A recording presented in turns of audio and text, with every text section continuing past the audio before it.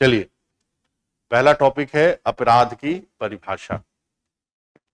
अपराध की परिभाषा, देखिए अपराध की परिभाषा प्री के हिसाब से तो बहुत कम है, वो प्री के हिसाब से ज्यादा है, मेंस के हिसाब से कम है। टॉपिक की उपयोगिता आप समझते हुए आगे बढ़िए कि आप कोई टॉपिक पढ़ रहे हैं तो इस टॉपिक की उपयोगिता कितनी है। तो पहला इसमें जो चीज है कि अपराध की जो परिभाषा है, जो पहला जो टॉपिक है अपराध की परिभाषा, जिसको हम कहते हैं डिफिनीशन ऑफ क्राइम और जिसे हम डिफिनीशन ऑफ ऑफेंस भी कहते हैं। तो अपराध की जो परिभाषा है वो अपराध की परिभाषा आपके प्री के पॉइंट ऑफ व्यू से तो इंपॉर्टेंट है, लेकिन मेंस के पॉइंट ऑफ व्यू से थोड़ा लेस इंपॉर्टेंट है। ज्यादातर सवाल यहां से मेंस में नहीं पूछे गए हैं।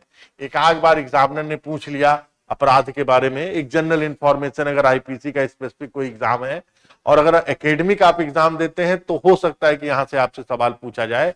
Otherwise judicial point of view से या एपीओ के एग्जाम के पॉइंट ऑफ व्यू से यहां से सवाल पूछे जाने के चांसेस कम है। लेकिन ये पार्ट इंटरव्यू के पॉइंट ऑफ व्यू से बहुत ही महत्वपूर्ण है, क्योंकि यहां से बहुत सारे सवाल आपसे इंटरव्यू में पूछे जाते हैं, जहां पर आपको अपराध के बारे में, अब अपराध को हम क्राइम कहें कि अपराध को हम ऑफेंस कहें, ये हमारे लिए बड़ी बहुत समस्या है। लेकिन क्योंकि क्राइम जो होता है तो यहां पर जो आप डिफिनीशन पढ़ेंगे वो क्राइम की पढ़ेंगे। किसकी पढ़ेंगे? क्राइम की। और क्राइम की डिफिनीशन के बाद आप ऑफेंस की डिफिनीशन पढ़ेंगे। तो पहले जब इंडियन पीनल कोड था तो उसके धारा 40 में ऑफेंस शब्द को परिभाषित किया गया था, धारा 2 के 24 में दी गई है। तो ये परिभाषाओं के बारे में हम आपसे बात करेंगे। सबसे पहले हम क्राइम होता क्या है, क्राइम क्या होता है। समाज जिस भी अपराध कार्य को अपराध समझता है, ऐसे कार्य को हम क्राइम कहते हैं। समाज अगर ये कहता है कि तुम अपने माता पिता का पांव नहीं छूते तो ये क्या है? अपराध। ये क्या है? अपराध है। जो अनैतिक है, नैतिक नहीं है। लेकिन ऑफेंस क्या कहता है? ऑफेंस कहता है कि जो विधि द्वारा अपराध घोषित किया जाए वो सारे कार्य क्या है? अपराध। तो अगर विधि द्वारा ये नहीं घोषित किया जाता कि आप अपने माता पिता का पांव छुइए तो अपराध नहीं है, तो वो अपराध की श्रेणी में शामिल नहीं होगा, ऑफेंस की श्रेणी में शामिल नहीं होगा। तो अपराध का मतलब होता है, क्राइम का मतलब होता है कि कोई ऐसा कृत्य जो समाज की नजरों में अपराध है, गलत है, वो क्या होगा? अपराध। और यदि आपने समाज के बनाए गए नियमों का उल्लंघन किया तो ऐसी स्थिति में वो क्या होगा? अपराध होगा। उदाहरण के तौर पे समझिए, जैसे मान लीजिए एक व्यक्ति है और ये नदी के किनारे पर खड़ा हुआ है और वह व्यक्ति है पी, और वहीं नदी के किनारे एक व्यक्ति जो है जिसका नाम यश है वो डूब रहा है। पी तैरना भी जानता है और पी चाहे तो यश को बचा भी सकता है, दोनों स्थितियां हैं। लेकिन पी यहां पर खड़े होकर बस यश को देख रहा है। क्या कर रहा है? यश को देख रहा है। तो क्या ऐसी स्थिति में पी ने कोई अपराध कारित किया? अगर हम अपराध की दृष्टि से देखें तो यहां पर उसने सामाजिक अपने दायित्वों का निर्वहन नहीं किया, इसलिए वो क्राइम कर रहा है। लेकिन अगर हम भारतीय न्याय संहिता के हिसाब से देखें तो उसने किसी भी प्रकार से अपराध नहीं किया। वो कार्य क्या था जो पी ने किया? वो कार्य अनैतिक था। तो मेरा कहने का मतलब है कि क्राइम और ऑफेंस में अंतर बेसिक यही होता है कि जो क्राइम होता है वो समाज के मापदंडों पर निर्धारित होता है, और जब वही समाज के मापदंडों को आधार कर संसद या विधायिका कोई नियम बनाती है तो वही ऑफेंस का रूप ले लेता है। तो ठीक उसी तरह कि जब पी ये जानते हुए कि मैं यश को बचा सकता हूं नहीं बचाता, तो यहां पी ने कोई अपराध कारित नहीं किया। पी ने कोई अपराध कारित नहीं किया, सिर्फ पी ने क्या किया? अनैतिक कार्य किया। लेकिन समाज की नजरों में क्या किया? उसने अपराध कारित किया। किया कि नहीं किया? समाज की नजरों में अगर आप सक्षम हैं, आप उसे बचा सकते हैं, तो आप ना बचाने का अपराध कारित किया, निष्क्रियता का अपराध कारित किया। तो यह कार्य अनैतिक हो सकता है, लेकिन किसी भी रूप में इंडियन पीनल कोड या भारतीय न्याय संहिता के तहत अपराधी नहीं हो सकता। तो बेसिक दोनों अंतर जो है वो यहीं से शुरुआत हो जाती है। अगर मान लीजिए एक दूसरे एग्जाम्पल से समझिए, अब एक बच्चा है एस और ये बच्चा है पी का, और ये भूख से मर रहा है। किससे मर रहा है? भूख से मर रहा है। और ऐसी स्थिति में पी अपने बच्चे को खाना नहीं दे रहा है, तो क्या पी ने कोई अपराध कारित किया? पी ने अपराध कारित किया, क्योंकि पी अपने बच्चे को खाना देने के लिए बाध्य है।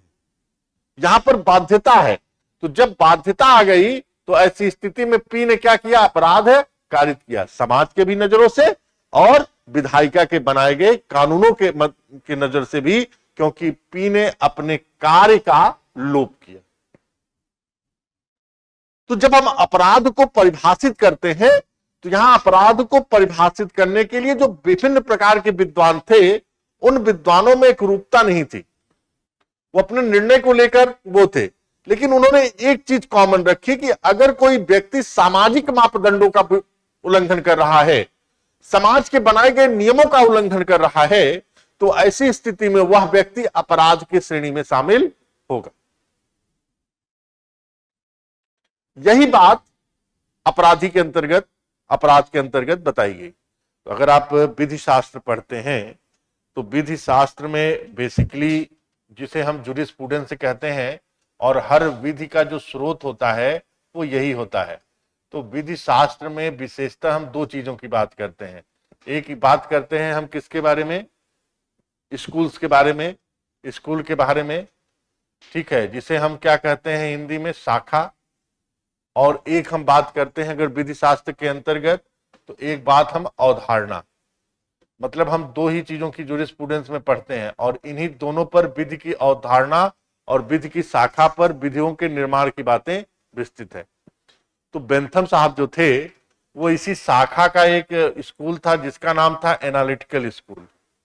एनालिटिकल स्कूल के वो प्रवर्तक रहे हैं। उन्होंने जो पावर था, एनालिटिकल स्कूल जो था, जो शाखा थी, उसने एक बात कही। उसने कहा कि मान लीजिए ये क्या है? अनैतिक कार्यों का एक लिस्ट है। ये अनैतिक कार्यों का एक लिस्ट है।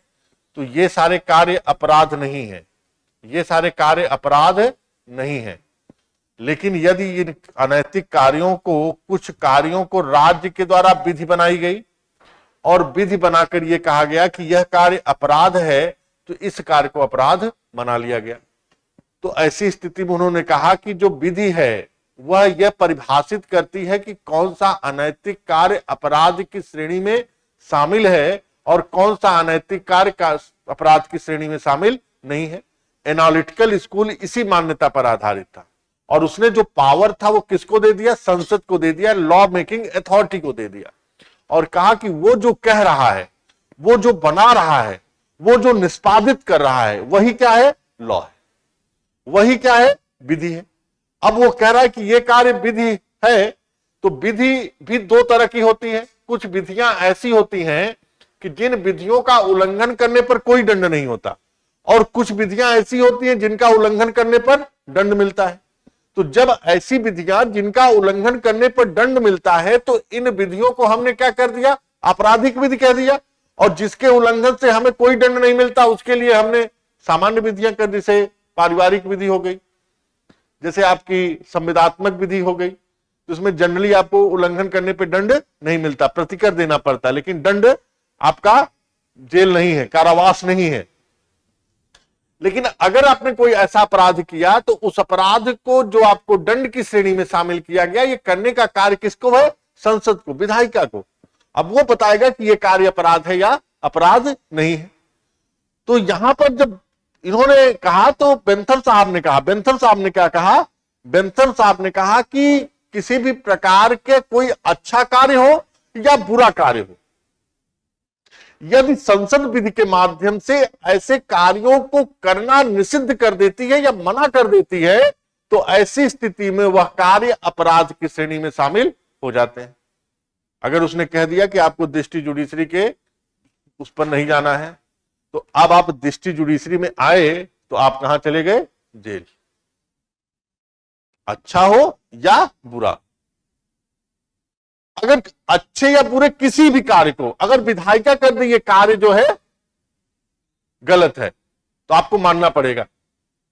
विधायिका कल कहे कि ये बिल्डिंग सील हो गई, अब इस बिल्डिंग को आप खोलकर नहीं जाएंगे, लगा दिया ठप्पा, है आप में हिम्मत, आप तोड़ के जाएंगे?